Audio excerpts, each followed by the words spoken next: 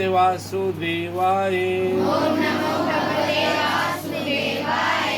ओम नमो भगवते वासुदेवाय। ओम नमो भगवते वासुदेवाय। ओम नमो भगवते वासुदेवाय। ओम नमो भगवते वासुदेवाय। जैसे जय श्री भगवानुवाच श्री भगवानुवाच श्रोत्रादीनिन्द्रियाणि अन्ये श्रोत्रादीनिन्द्रियाण्यन्ये संयमाग्निषु जुह्वति। संयमाग्निषु जुह्वति। शब्दादीन् विषयानन्य शब्दादीन्विषयानन्य इन्द्रियाग्निषु जुह्वति।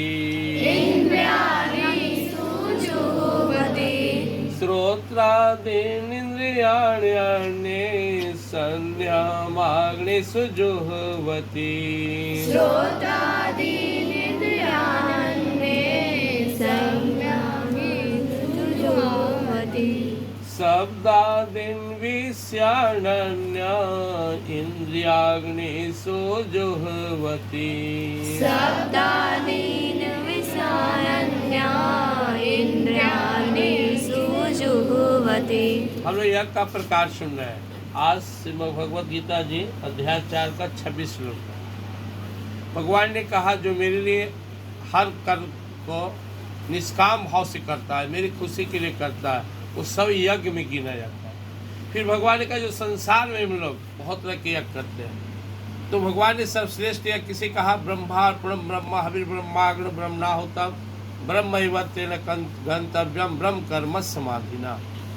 जहाँ ध्येय केवल ईश्वर हो, लक्ष्य सिर्फ ईश्वर हो, सारा संसार ईश्वर की, हम भी ईश्वर की, ईश्वर ही ईश्वर है, अग्नि ईश्वर, और ब्रह्म शब्द का प्रयोग किया जाता है। अध्यात्म ब्रह्म जो निर्गुण निराकार परमात्मा है।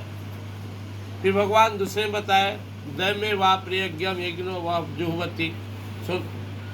उससे भगवान ने कहा जिनको इतनी क्षमता है वो देवी देवताओं का सहारा लेकर उस ब्रह्म परमात्मा को प्राप्त कर। अब आज के श्लोक में तीसरे जो श्लोक भगवान ने कहा दो तरह का यज्ञ फिर वर्णन है यहाँ पर। श्रोत्रादीनिन्द्रियाण्यसु, हमारे पास 5 इंद्रिय, आँख नाक कान जीभ त्वचा। श्रोत्र कहते हैं कान को जो हम सुनते हैं। भगवान ने कहा किसी भी दो तरह के यहाँ पर शब्द आ रहा है, संयमाग्निषु जुह्वति, अपने आँख नाक कान जीभ त्वचा को संयमित करना और इसे फालतू विषय में नहीं जाने देना, यह भी एक बहुत बड़ा यज्ञ है और इसका फल भी ईश्वर प्राप्ति ही है। बेजरूरत मेरी आंखें ना भटके, जीभ फालतू फालतू ना बोले ना खाए, कान फालतू चीज ना सुने, क्योंकि हमारी शांति को कौन भंग करता है? आँख नाक कान जीभ त्वचा, यही चाहत है। दुनिया में सबसे सुखी कौन है? इसकी चाहत कम है, एकदम चाहत नहीं, एकदम बम बम है। बच्चा को कोई चाहत नहीं है, जो मिला खा पिया मौज किया, सबसे मस्त है। जिस आदमी के अंदर जितनी ज़्यादा चाहत है, जितनी अपेक्षाएं हैं, कामनाएं हैं, लोगों के से उसको भाव है, मदद की आशा है, उम्मीद है, उतनी वो दुखी है। चाह गई चिंता गई मनवा बेपरवाह, जाको कुछ नहीं चाहिए सो है संसार। हमारे स्कूल में देखो ढेर बम भोला है, अपने कर्म के प्रति लापरवाही सही नहीं है, कुछ को टेंशन नहीं है, टेंशन मुक्त रहता है, जो होगा देखा जाए। तो वर्तमान में तो बम बम है, आगे प्रॉब्लम हो सकता है। तो हमें करना है कि अपनी जिम्मेवारी को पूरा करते हुए मस्त रहना है और दूसरे से ज़्यादा अपेक्षाएं नहीं रखना है। और तुमको खुश रहना है, जैसे बाहर में आंधी चल रहा है, धूल उड़ रहा है, तुम क्या करते हैं? जैसे अपना खिड़की दरवाज़ा बंद करो। आँख अगर हमारा कंट्रोल में है तो अंदर गंदगी नहीं जाएगा, कान कंट्रोल में, जिह्वा कंट्रोल में, ईसा कंट्रोल में, तो मन कंट्रोल में होगा। ये एक बहुत बड़ी साधना है। और भगवान श्री कृष्ण जी महाराज कहते हैं कि श्रोत्र आदि जो इंद्रिय हमारे हैं, 5 ज्ञान इंद्रिय, इन सबको बस में करके और संयम रूपी अग्नि में छटपटाएगा। उन्हें डुगडुगी बज रहा है, कोई मदारे वाला मन कर रहा है, जाके देखिए, पढ़ने के लिए बैठ गए या ध्यान करने के लिए बैठ गए और तो खूब सोना सोना सुगंध आ रहा है, आप पुआ तैयार है, बढ़िया भोजन, फिर भी मन को रोक के रखना, इंद्रियों को रोक के रखना। मन छटपटा रहा है कि खेलने जाए तो मोबाइल चलाए और बैठ के रीडिंग लेना, ये साधारण चीज नहीं है। लेकिन जितनी चाहत है भागने की, उसे दुगना चाहत पैदा करेंगे रोकने की, आग लगाएंगे अपने अंदर। अभी कल परसों देखा IAS का रिजल्ट है, अपनी बिहार की जो लड़की टॉप की है उसके पिता नहीं है, साधारण परिवार से, माँ बैठ के साथ उठा के पढ़ाती थी कि पढ़ो। एक और बेचारा IAS बना है, उसका एक्सीडेंट में पैर हाथ कट गया, 2 पैर 1 हाथ एक है, लेकिन उसने अपनी इरादा को झुकने नहीं दिया। और बहुत सारे गरीब के बच्चे जिसके अंदर आग है, भगवान ने अग्नि शब्द का प्रयोग किया। एक अग्नि बाहर हवन के लिए चाहिए, जिसमें हम धूप हवन आदि डालते हैं। दूसरा अग्नि अंदर होना चाहिए, इसको हम विल पावर कहते हैं। Yes I have to achieve, किसी भी हालत में मुझे उसको प्राप्त करना है तो करना है। अंदर में आग हो, जो सरदार भगत सिंह में जगह, स्वामी विवेकानंद में जगह, सुभाष चंद्र बोस में जगह, थॉमस अल्वा एडिसन में जगह, जगदीश चंद्र बोस में जगह, इन आइस टॉपरों में जगह और बड़े बड़े लोगों में जगह, कि मुझे तो बस इसको प्राप्त करना है। हम लोग क्या करते हैं, झूठ मूठ के टीवी मोबाइल दोस्त लन फन से फंसे रहते, टारगेट नहीं प्राप्त कर सकोगे। तुम सोच लो कि जो फर्स्ट स्टेज में करना होता है, रोज स्कूल आना, टाइम से स्कूल आना, ड्रेस में स्कूल आना, होमवर्क बना कर लाना, पूरा कंप्लीट करना, यही नहीं कर पा रहे तो बड़ा सपना क्या देखोगे, कैसे उसको प्राप्त करोगे। पहले इससे तो ऊपर उठो, ये इससे तो बहुत साधारण चीज़ है। तो खैर इसको समझ लो, संयम पूर्वक अपने आप को कंट्रोल करते हुए एक शुद्ध पवित्र जीवन जीना, यह भी यज्ञ ही है।